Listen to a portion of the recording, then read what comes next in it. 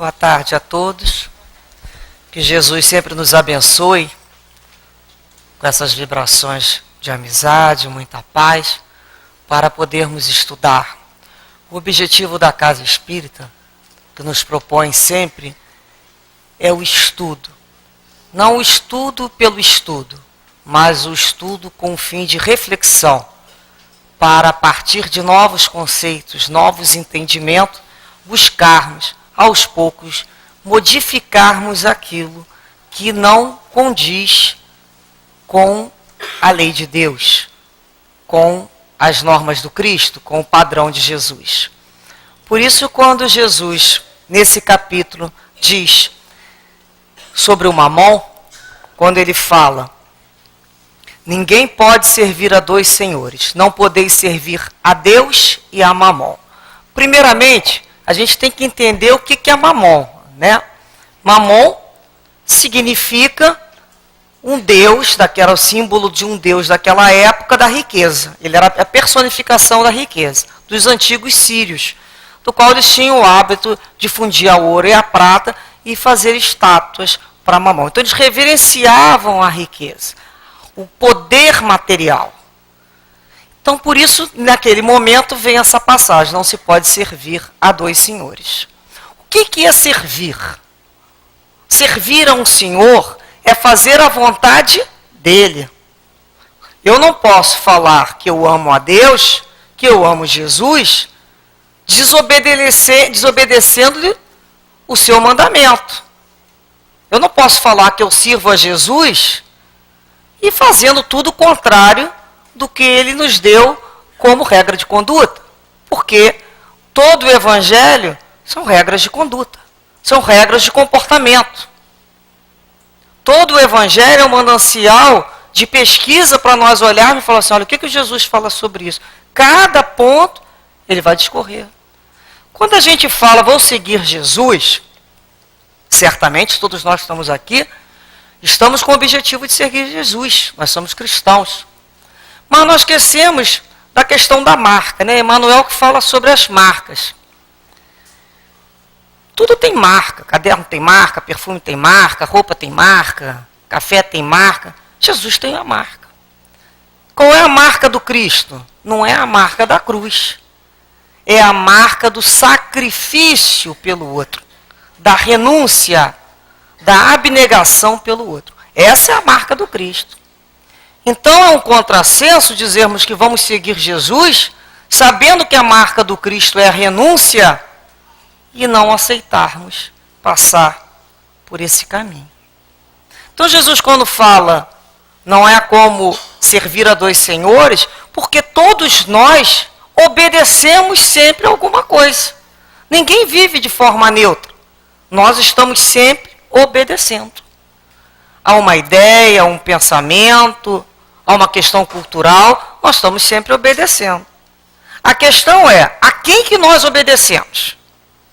O mundo está aí com os seus apelos, que nos oferece e nos cria, né, através do processo de sugestão, processo de marketing, uma série de necessidades que a gente nem sabia que precisava de tanta coisa para viver, né? O mundo moderno hoje a gente descobre que não vive sem. Aí a gente começa a dizer uma série de coisas que nunca existiu. Então a gente está obedecendo a quem? Eu obedeço ao que o meu companheiro, né, de caminhada vai achar de mim? O que ele pensa sobre mim? É isso que eu estou obedecendo? Ou eu obedeço ao Senhor Jesus? Ou eu obedeço à minha consciência? Quem é que é meu Senhor? Meu Senhor é Jesus. O resto, todos nós aqui, pelo que eu entendo, somos irmãos e escravos do Senhor. Ninguém está acima de ninguém, independente das suas. Lógico, algumas conquistas com mais facilidade do que outras. Nós somos todos irmãos. Nós só temos um Senhor, que é Jesus, e o objetivo é justamente esse. Então, quando ele fala, não há como servir a dois senhores, porque são questões opostas. Não há como eu servir duas ideias que são opostas entre si. Eu vivo para a riqueza, eu vivo para o poder, ou eu vivo para a questão espiritual? Em algum momento eu vou ser chamada a fazer uma escolha. Repare que algumas pessoas andam em cima do muro, não é? A gente caminha em cima do muro. E em algum momento vai ser chamada a fazer uma decisão. A gente não consegue levar a vida o tempo todo em cima do muro. Tem um momento que você vai ter que... E agradar gregos e troianos é andar é o que a gente chama porta muito larga, né? Tem alguma coisa estranha. A pessoa que agrada todo mundo tem alguma coisa estranha. Nosso objetivo é o caminho do Cristo. É por isso que nós estamos aqui. Por isso que nós buscamos essa reencarnação, para compreender qual é esse caminho. Que trilha é essa? Mas não é um trilho, é uma trilha de amor.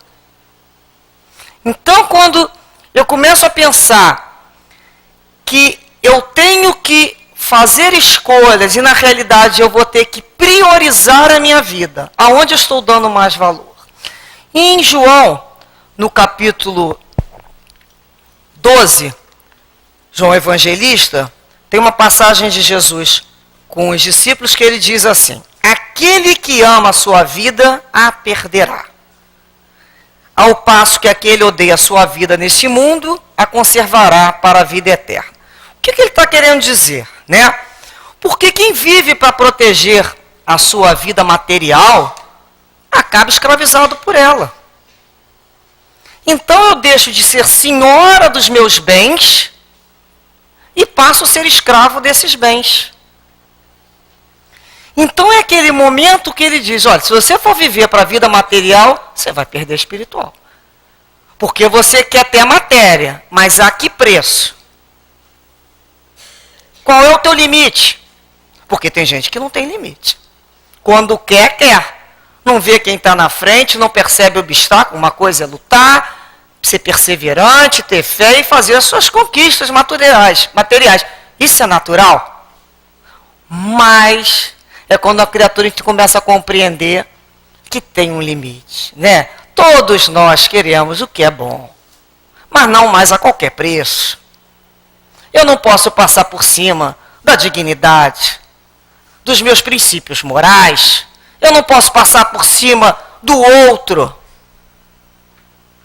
Porque senão, nesse momento eu estarei fazendo a escolha por mamão. Então Jesus nos traz a parábola do moço rico, que é essa conversa que ele tem com esse jovem, que o jovem lhe pergunta, né? O que eu faço para adquirir a vida eterna? Que vida eterna é essa, né? É aquele momento da nossa vida que a gente já não vai precisar mais reencarnar. E desencarna, e encarna, e desencarna. Por quê? Porque nós já teremos feito os aprendizados necessários. Por que a gente retorna ao mundo de prova e expiação? Por que a gente precisa reencarnar? Para se recompor com a lei que a gente infringiu. Para aprender a lidar com limites. Para aprender a fazer escolhas. Quando nós aprendermos, é a vida eterna. Então ele fala, o que eu preciso fazer para ter a vida eterna? Viver dentro do reino de Deus. E Jesus fala, cumpre os mandamentos. Ele está falando com um judeu. Os mandamentos, a lei judaica, nós temos o decálogo, os 10 mandamentos. E ele fala, olha, eu tenho respeitado esses mandamentos desde que cheguei à juventude. Ou seja, eu já cumpro esses 10 mandamentos há muito tempo. E o que falta ainda? Reparem bem. Ele já cumpre os mandamentos. Será que a gente cumpre todos os mandamentos? Às vezes a gente fala, bobo esse moço. Mas não é mole não. Cumprir os 10 mandamentos ali direitinho já é uma grande conquista. E o que Jesus responde para ele? Bem, no momento que ele falou que ele já cumpria a lei, ele falou, olha, se quer ser perfeito, vai e vende o que tens e dá aos pobres e terás um tesouro no céu. Depois vem e segue-me. O que o jovem fez? Retirou-se muito triste, porque ele tinha muitos bens. Bem, então a gente tem aí a questão da lei. Vamos lembrar que antes de Moisés não existia lei. Então, se não existia lei, se matava, se roubava, se furtava. Não existia lei. É um mundo, que a gente fala, um mundo sem lei. Então vem Moisés que a gente acha às vezes um absurdo a lei, né, mosaica, olho por olho, dente por dente, costela por costela, osso por osso. Mas vamos lembrar que antes não era um por um, não tinha lei. Então chega-se um momento que tem a lei. É uma lei que a gente fala em abster-se, é uma lei negativa. Não mate, não roube, não furte, não cobice, é com não. Então esse jovem cumpria a lei do seu povo. Só que quando ele chega a Jesus, Moisés vem com a lei, Jesus vem com a misericórdia. Jesus é um passo muito mais além. Então Jesus fala, então vende tudo, dá para os pobres e vem me seguir. Naquele momento ele para. O que eu faço? São as escolhas. Eu vou renunciar todos os meus bens? Renúncia. Aí vem a questão da renúncia.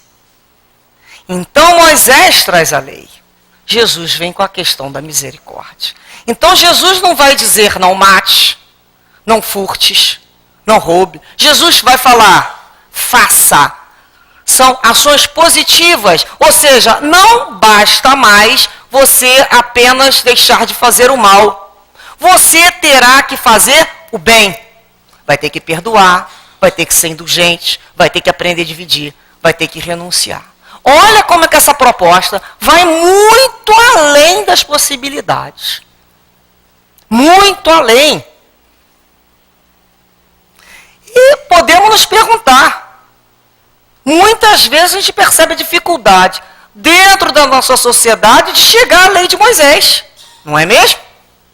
Muitas pessoas já não conseguem nem vivenciar a lei mosaica. Então, a proposta do Cristo é além da lei. Porque muitas vezes eu posso viver na lei, mas não consigo ter misericórdia. Que é o caso do moço rico. Mas toda vez que eu tenho misericórdia, certamente eu vivo na lei. Então, a lei é o exemplo desse rapaz. E a de Jesus? E a graça e a misericórdia do Cristo? Nós vamos ver na figura, né, de Paulo de Tarso. Na figura de Madalena. Quando abre mão, quando renuncia alguma coisa para seguir o Cristo. Então, esse jovem seguia quem? A qual senhor ele seguia? A Deus ou a Mamon? Ele, na lei, seguia a Deus. Mas não ao ponto de abrir e de renunciar. Então, muitos conseguem conquistar e a maioria de nós já aprendemos a conservar. Repararam? Primeiro a gente conquista. Tem gente que nem conquistar sabe, né? Depois a gente vai aprender a conservar. Tem gente que também não sabe conservar absolutamente nada. Depois vem um terceiro passo, que é renunciar. Todos nós seremos chamados a fazer renúncia. E não é renúncia apenas de bens materiais, não. Das posições estimáveis do mundo também. Renunciar, às vezes a gente vai renunciar ao emprego, em nome da família, uma posição social. A gente vai fazer renúncias em nome da vontade de Deus. E quem nos ensinou a renunciar? O Cristo. Jesus renuncia a tudo em nome da vontade do Pai. É esse o ensinamento. Então é conquista, é conservar e aprendermos a renunciar. Nós já renunciamos? Nós já renunciamos. A gente consegue, exemplos simples, né? Alguém nos procura, porque o que é atender Jesus? É servir o outro. Não é servir o outro, né? Na figura do Cristo. Toda vez que a gente atende alguém que precisa, Jesus falou que é a Ele que nós estamos atendendo. Quando alguém nos procura em casa, o que a gente pode falar? Ah, agora não, estou vendo novela. Pô, logo na hora da minha novela, logo na hora que eu vou descansar, que vão telefonar para mim, agora é a hora do meu descanso. Ah, mas esse dinheiro aqui é para eu fazer não sei o quê. Então a gente começa a questionar. A gente sabe renunciar? Porque a renúncia não tem dor. Porque enquanto está doendo, não está renunciando. A gente descobre que é renúncia Quando para a dor, quando a gente faz aquilo, de todo o coração. Então, quando a gente começa a se questionar, a quem que eu estou servindo? Quando eu sou chamado a renunciar. Então, a lição, né, dessa passagem é justamente nós percebermos essa diferença, o mérito da renúncia. No livro Luz Acima, de Chico Irmão X, ele conta lá a história do Euclides Brandão, que desencarnou, que ele era um grande religioso, ele vivia decorando a Bíblia de frente para trás, de trás para frente, ele conhecia todos os 10 mandamentos e observava o descanso dominical, ele fazia tudo. E ele desencarnou. Chegou lá, né, na alfândega lá do plano celestial, ele percebeu que ele não estava sendo tratado com uma grande reverência, né? Ele esperou chegar lá, tá aquele tapetão, o senhor chegou? Não. Trataram ele meio como todo mundo. Ele não tinha consideração especial. Então ele chamou lá o funcionário e disse assim, não tem uma ordem aí determinando para que eu vá definitivamente para o céu? Né? O autor ainda traz aquela ideia, né, para a gente entender do céu e do inferno. E o jovem, observando ele, falou assim, não foi expedido nada para o senhor ir para o céu direto, não. Aí perguntou assim para ele, o senhor era cristão? Aí, sem dúvida, aceitei Jesus integralmente. Aí ele falou assim, o senhor aceitou e o seguiu? Uma coisa é aceitar. Aceitou e o seguiu? Ele falou, lia-lhe o testamento dia e noite. Aí o rapaz pergunta, lia e praticava-o? Olha a diferença. Com a máxima exatidão. Aí ele fala, o senhor aproveitava do evangelho para renovar-se em Cristo, revelando-se melhor no aprendizado e na sua sabedoria, revelando-se como uma pessoa melhor, porque se não for para melhorar, não serve para nada, não é? E ele respondeu que sim, e ficou melindrado com aquelas interrogações. Não é que ele está perguntando isso para mim? Será que ele não sabe quem eu sou, que eu fiz isso tudo? Aí o funcionário falou assim, vamos fazer o seguinte, o senhor faz um resumo aí autobiográfico de quem que foi o senhor, para eu poder decifrar essa situação que não tem nada expedido aqui para o senhor não. Aí ele foi e colocou, olha, eu fui um homem justo na terra, recebia dos outros bondade, respeito e pagava com moedas iguais, aos que me agradavam. Aquinhoei com as vantagens suscetíveis de serem articulados com a minha influência. Deixei meus haveres a quantos me souberam conquistar a simpatia. A todos que me fizeram mal, eu retribuí conforme propunham. Nunca tive inclinação para ajudar malfeitor. Quando molestado pelos maus, sabia conjugar o verbo corrigir e se me incomodavam duramente, punia-os com aspereza.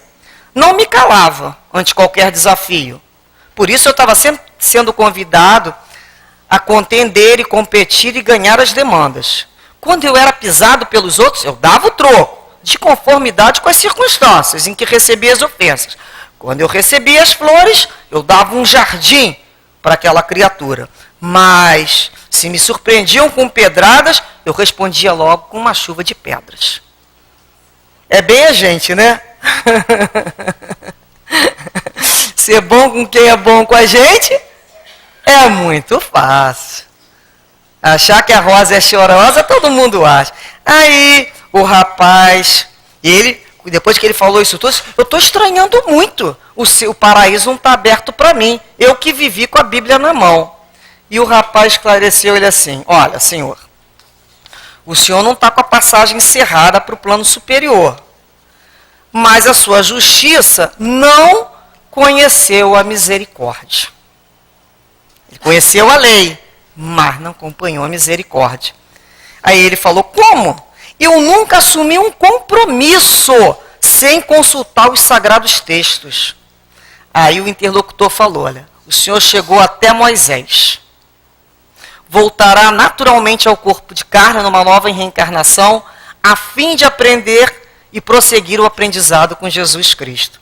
Seu curso está com atraso, na época do escrito, de 1900 anos. Hoje, né? 2016 anos. Então é o atraso do curso dele. Então ele chegou até Moisés. Então agora volta e vamos tentar chegar com Jesus. Então é aquele momento. Como é que nós estamos? Como é que está o nosso curso? A gente já consegue pelo menos cumprir a lei? Vamos ter, né? Tem que pensar assim, está cumprindo a lei. Para depois pensar em misericórdia. Depois vem o segundo momento, que a Yara leu, que é a parábola que Jesus vai ter aquela contenda ali com os jovens, e ele vai contar lá a parábola do rico insensato, né? Lá do avarento, daquele senhor que tinha muitas terras, ele tinha muitos bens, e as terras dele começaram a produzir muito, e a preocupação dele é a seguinte: eu tenho muitas terras, elas estão produzindo muito, onde é que eu vou guardar isso tudo? Meus celeiros não são suficientes. Já sei, vou destruir todos os meus celeiros, vou construir um maior ainda, e vou colocar tudo ali dentro, aí eu vou falar para minha alma: alma, agora descansa. Agora aproveita a vida, agora relaxa, come, bebe. E, nesse momento, né, dessa parábola, no momento que ele fala isso, ao mesmo tempo Deus disse: insensato que tu és, esta noite mesmo virão em busca da tua alma, e para que servirão as coisas que ajuntastes? Então, quando a gente começa nessa passagem aqui, é para a gente perceber o seguinte: é o materialista.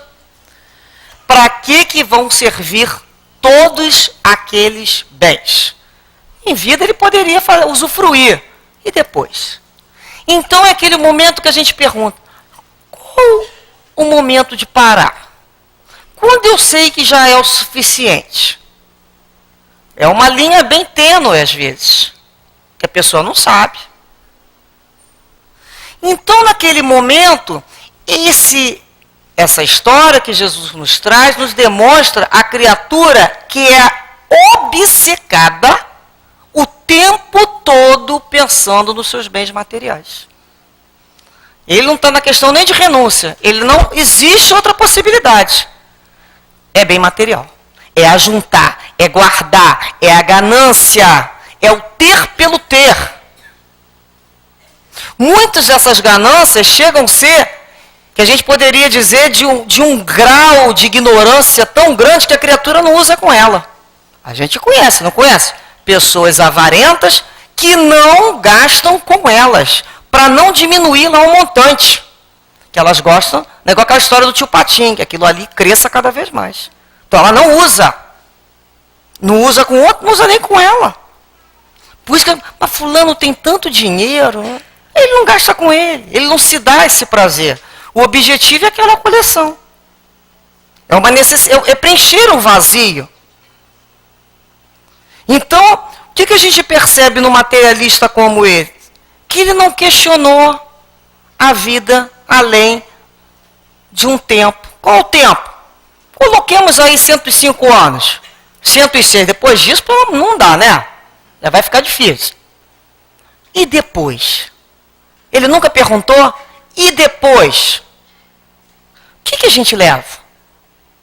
Vocês já viram alguém levando alguma coisa? Pelo que eu sei, caixão não tem gaveta, não é? O que a gente consegue levar? A gente consegue levar apenas aquilo que pertence às minhas conquistas interiores, que são o meu impulso e o meu esforço para o bem, ou o meu impulso para o mal. O que eu aprendi, o que eu tenho de conhecimento, as minhas conquistas, isso eu levo. Eu, quando reencarno, eu sou herdeira de mim mesmo, eu trago toda essa minha conquista e as minhas dificuldades. Sou eu. É digital da minha essência, posso dizer assim. Portanto, tudo aquilo que diz respeito à matéria, fica na matéria. Quando eu cheguei ao planeta, tinham muitas coisas. Quando eu for do planeta, mesmo que eu tenha ajudado a fabricar outras, vão ficar aí no planeta. Nada disso me pertence. Então, tem algum momento que a gente tem que começar a perceber assim: o que é temporário e o que é definitivo, e o que é eterno. Se a criatura não conseguir discernir que existe o temporário e existe o eterno, ela vai brigar por ouro de tolo. São aquelas pessoas que comem a casca do fruto e jogam a fruta fora. Não escolhem a melhor parte. Portanto, na alfândega da vida, em algum momento, quando a vida física se finda, porque isso é uma viagem que todos nós iremos fazer, todos, o que eu vou levar? O que eu vou conquistar de bom para que eu tenha uma situação no plano espiritual melhor? Tudo aquilo que eu fizer de bem. E uma pessoa que não se preocupa com isso, como vive? Ela vive atormentada, ela vive desesperada, ela não consegue perceber o que ela possui. Não é mesmo? A gente não conhece, às vezes, a pessoa que tem uma avareza que não consegue dividir nada com o outro. A gente falou da pessoa que não consegue dar para si. E tem o outro que tem aquela avareza só para fazer ostentação, né? Que é o pavão.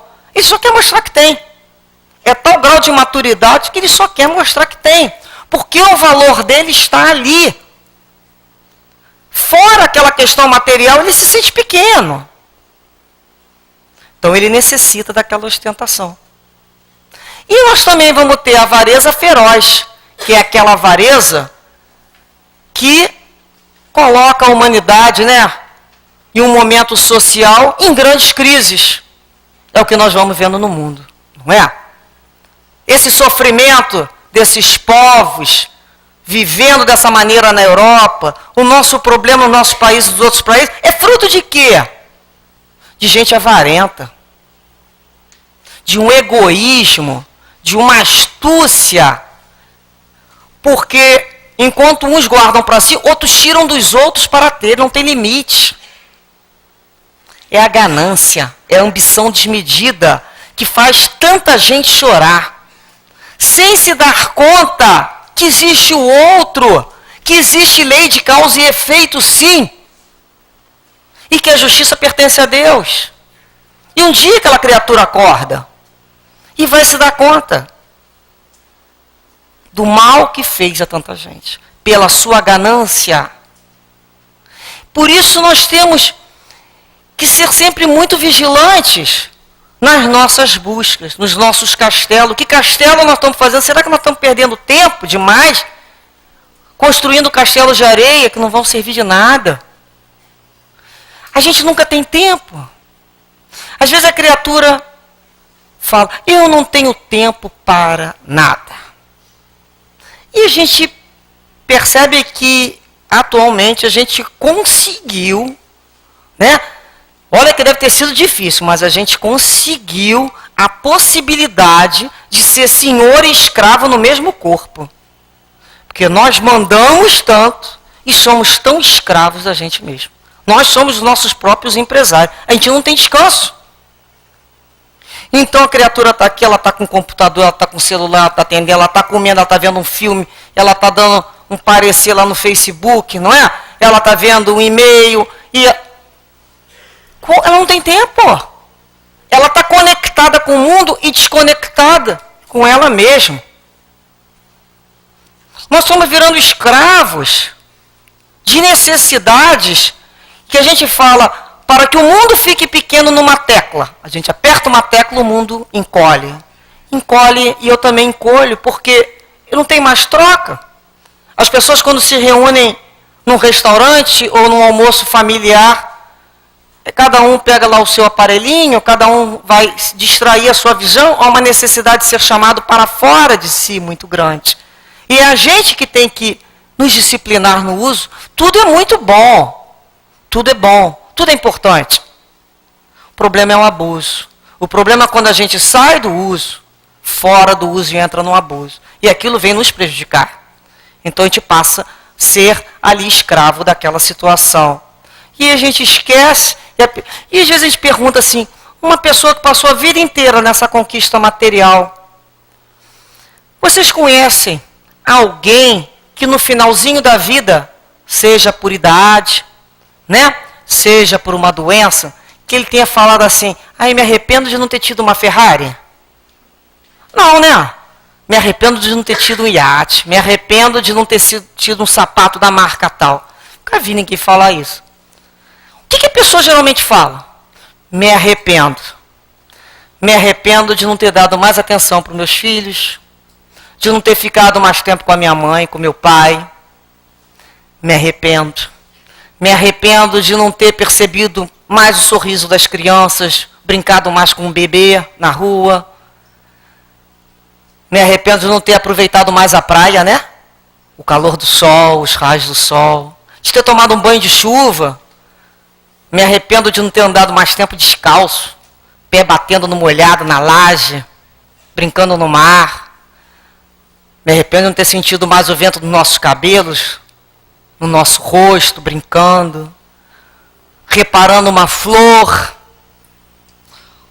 a beleza dos passarinhos, ver um gatinho brincando, um cachorro filhote então fazendo aquela bagunça, o silêncio, como é importante, um momento de silêncio, comer uma fruta no pé, é a vida. A vida simples e trivial é que está a riqueza. Rico é aquele que sabe viver aproveitando o que a vida tem de melhor. Que é isso que vai fazer falta. Não é chegar, é caminhar, olhando ao redor o que tem no dia de hoje. É o que tem para hoje. É aprender a viver com o que se tem hoje. Rico é aquele que precisa de muito pouco para ser feliz. E ser feliz simplesmente significa viver com alegria. E o que é felicidade? Né? Os espíritos falam. Felicidade na área material é ter o necessário para a vida. O que for. A gente não está falando de miséria, é de necessário. E no setor moral, é ter nossa consciência tranquila e ter fé no futuro. Isso é felicidade. Quando a gente tem a gente poder dormir um sono gostoso no nosso travesseiro. E ao final do dia falar assim, Senhor, não fiz mal a ninguém. E o que eu pude eu ajudei. Isso sim é felicidade. Portanto, ter ou não ter, a gente começa a se questionar onde nós estamos colocando o nosso coração. Depois Jesus nos conta a história dele na casa de Zaqueu. Então Zaqueu, um publicano é um cobrador de impostos. E um cobrador de impostos nunca foi bem-vindo, né, gente? Nem ontem, nem hoje, ele não é muito bem falado. Ele era, bem dizer, o chefe dos cobradores de impostos, Zaqueu. Mas Zaqueu queria uma renovação na vida dele. Ele queria conhecer Jesus, e Jesus ia passar por aquela cidade, e ele queria ver Jesus. Só que Zaqueu chegou para conhecer Jesus, ele era muito baixinho, e uma multidão de gente olhando Jesus, e olhar para um lado, tentar subir, ele não conseguia. Então ele subiu num sicômoro, que é uma árvore, né? E ele se colocou lá em cima da árvore, observando Jesus, feliz da vida. E Jesus, quando passou naquele momento da árvore, olhou para cima e falou, Zaqueu, desce daí que eu vou me hospedar na sua casa. E naquele momento, o que acontece?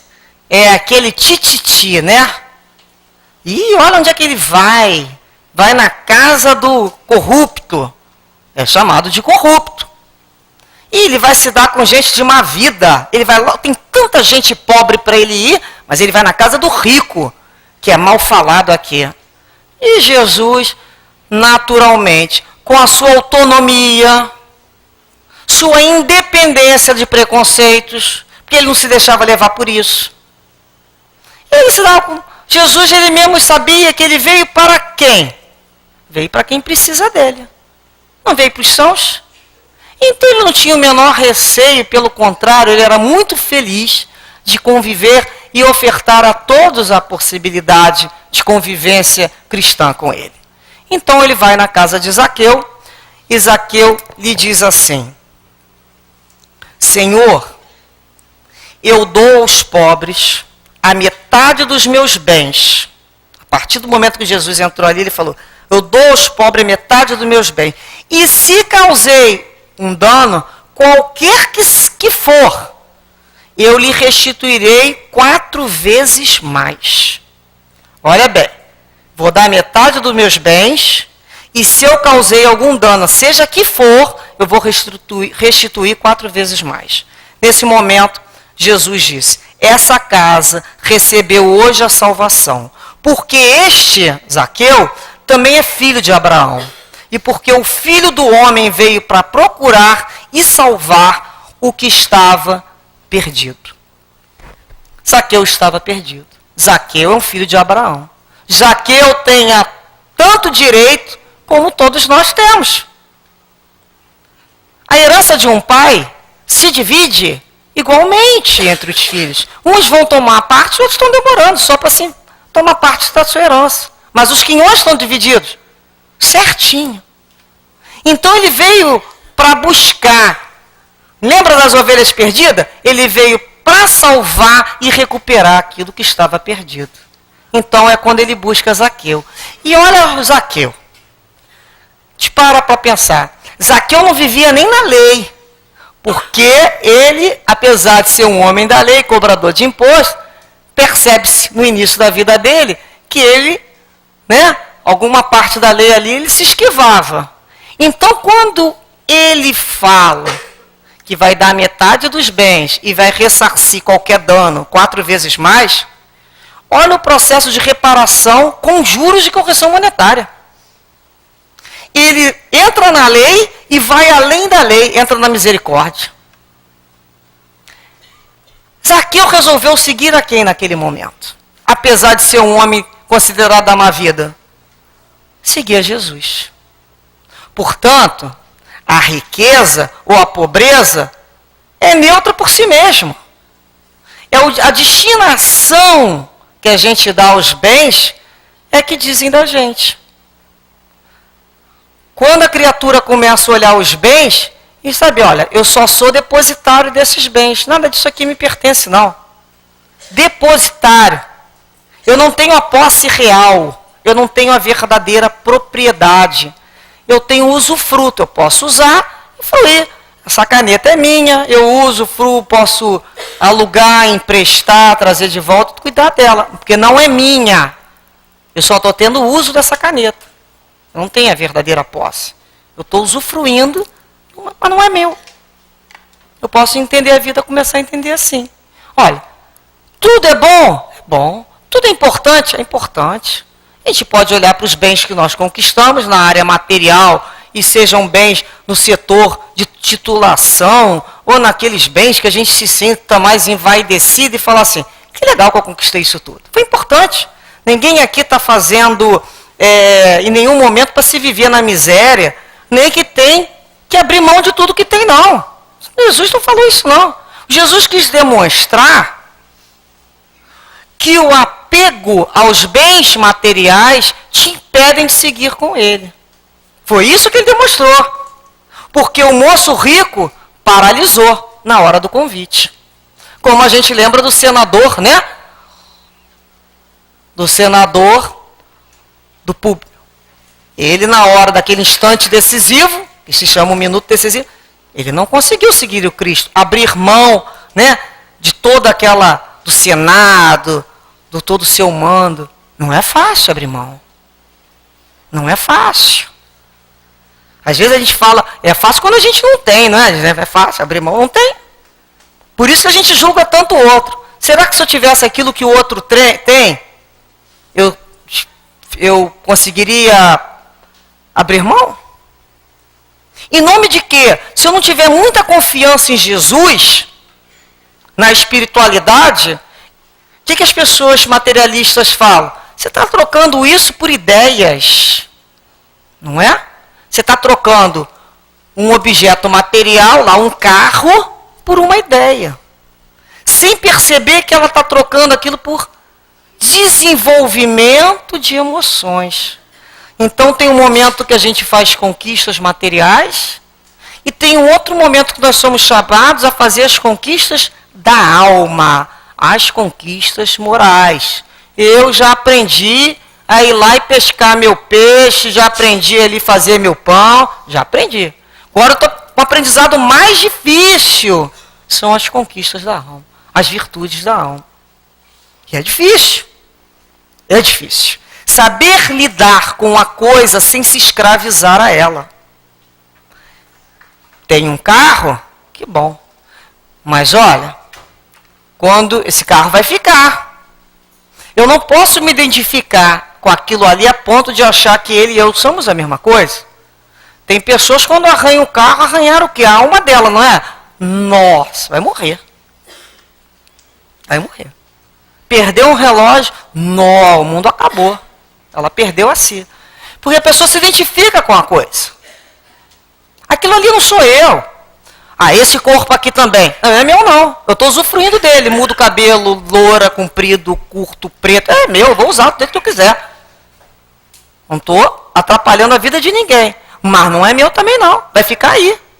Eu também não vou levar esse corpo. Até aquelas pessoas que eu amo não são minhas. Meu marido, o filho, a mãe, o pai, não são meus. Eu não tenho propriedade sobre nem os sentimentos meus, muito menos dos deles.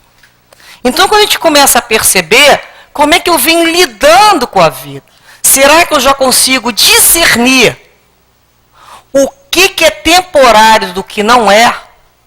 O que me pertence? Aonde é que eu tenho que centrar a minha conquista? Em qual setor? É quando a gente começa a se questionar. Aonde eu devo? Porque quando Jesus nos traz essas passagens, é para nos dizer assim, olha, o tema central das nossas vidas é buscar a Deus.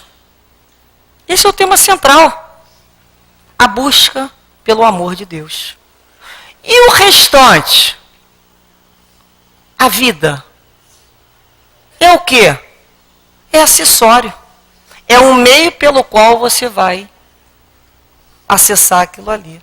Então nós vamos ter reencarnações que nós vamos vir na pobreza, nós vamos ter reencarnações que vamos vir na riqueza.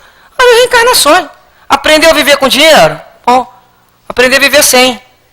Vão aprender a ter e depois perder tudo. Vão aprender a não ter nada e depois ganhar alguma coisa. Aprendendo. É aprendendo a lidar com aquilo ali. É até que a gente consegue entender que aquilo ali é só um instrumento. Está de passagem. Me botaram naquela paisagem, naquele momento, com aquelas circunstâncias. Eu não sou aquilo. Depois eu vou visitar. Quando eu conquistar e aprender a viver naquela circunstância, eu passo para outra. Eu me elevo para outra situação. Paulo de Tarso, ele diz assim em Filipenses 4.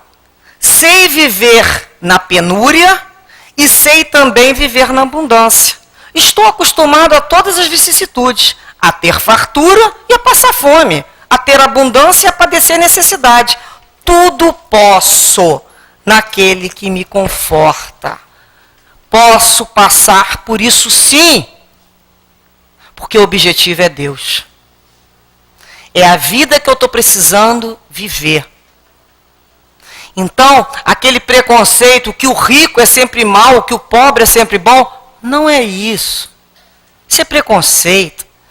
Nós conhecemos a Condessa Paula, né? Um exemplo de Condessa Paula, uma mulher tão rica, que soube utilizar a fortuna para o bem do próximo, para o progresso do próximo. A gente conhece o sueco, o Alfredo Nobel, que cria com toda a sua fortuna, que ele se sentiu mal pela forma que ganhou, que foi o inventor da dinamite, a fundação para que venha premiar o progresso na área, né, da matemática, da física, da química, da economia, da literatura, nos trabalhos em prol da paz e da amizade, e se ganha um prêmio lá de $1 milhão. Então aquilo é uma forma de estimular outros que não sabem trabalhar pelo outro. Tem gente que só vai trabalhar pelo progresso se ganhar dinheiro. Não é assim? Não imagina trabalho sem ganhar dinheiro. Um momento, o dinheiro chama como motivação para que faça progresso. A importância de uma pessoa com dinheiro, usando da sua fortuna, um industrial, um comerciante, um empresário, a importância, quantos empregos dependem dele. Então, às vezes, dar esmola para uma pessoa e dar um pão, e às vezes eu quero me livrar. E outros trabalham a sua fortuna ligada a uma série de famílias pela vida inteira. Portanto, o fato de se ter empregados não significa nada. Como é que aquela criatura, né, a gente vai lembrar de Joana de Cusa, como é que ela tratava as suas serviçais? Se tratar como uns seus. Então, quando você é responsável, né, por tantos trabalhadores, pelo pagamento dos seus direitos, você dá possibilidades para que aquela família progrida, você ajuda um país a crescer. A economia, o dinheiro tem que circular. Por assim que a economia cresce. E não preso em alguns cofres.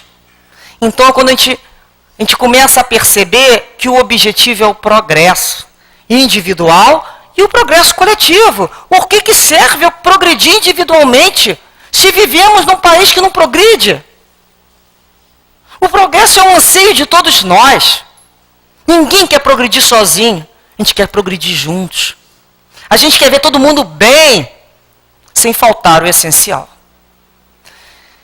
E para encerrar, me lembrei da história de um rei que um sábio começou a observar a vida daquele rei num palácio muito suntuoso, um palácio muito rico, e aquele sábio pensava assim, como é que ele consegue, né, viver nesse palácio com tanta riqueza e não se contaminar por ela? Fico impressionado. E o sábio começou a questionar aquilo ali. Porque se ele, que era um homem conhecedor das escrituras, que vivia de uma forma com tantas privações, ele sofria tanto, por que aquele homem, aquele rei, que tinha tantos servos, tinha tanto dinheiro, ainda era amado por todo mundo? Não combina. Dinheiro com felicidade não combina. O sábio tinha aprendido que se é feliz, né, quando ele vive daquela forma ali de pé no chão. Ele não conseguia imaginar. Então ele falou assim, vou perguntar a esse rei como é que ele consegue essa peripécia. E qual o segredo dessa felicidade? Chegou para o rei e perguntou, majestade, eu gostaria de saber o segredo da sua vida, porque eu lhe vejo com esse palácio suntuoso, com tantos tesouros, com tantos servos, e o senhor, né, sempre muito amado por todos. Eu gostaria de conhecer esse segredo. O rei virou para ele e falou assim, tudo bem, tudo bem. Você vai conhecer o segredo da minha vida, você vai conhecer o meu castelo. Eu vou te dar aqui uma lamparina, você vai percorrer todo o meu castelo e você vai ver todos os meus tesouros com essa lamparina, segurando aqui essa lamparina. Agora, tem uma condição. Se a chama da lamparina apagar, o senhor cai duro que você vai ser um homem morto. Pode ver, mas a lamparina não pode apagar. Tem que ficar acesa essa chama. Então o sábio pegou lá a lamparina, curioso para ver como é que é o castelo, mas com medo de morrer. Ele ia cair morto durinho. Aí ele vai lá, passou 2 horas rodando pelo castelo. Por todas as salas, por todos os salões, por todas as dependências. E retornou. E o rei perguntou, o senhor viu o meu segredo? O senhor reparou o meu tesouro? Aí o sábio falou, mas estou tremendo ainda. Eu fiquei andando 2 horas, não vi nada, porque a minha preocupação está aqui, para não apagar essa vela. Não consegui ver nada, eu estou nervoso.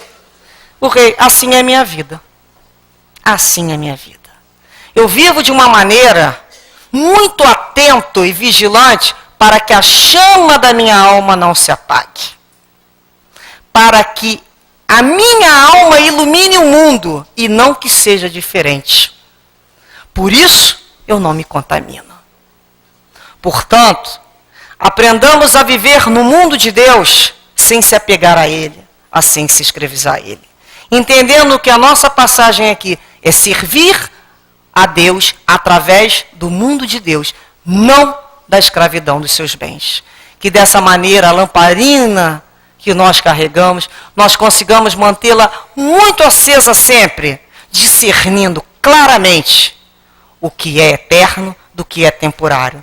Tudo passa É tudo temporário. Eterno são todas as conquistas e toda a superação que nós conseguirmos efetuar em nossas vidas. Que Jesus abençoe a cada um de nós e de nossas famílias.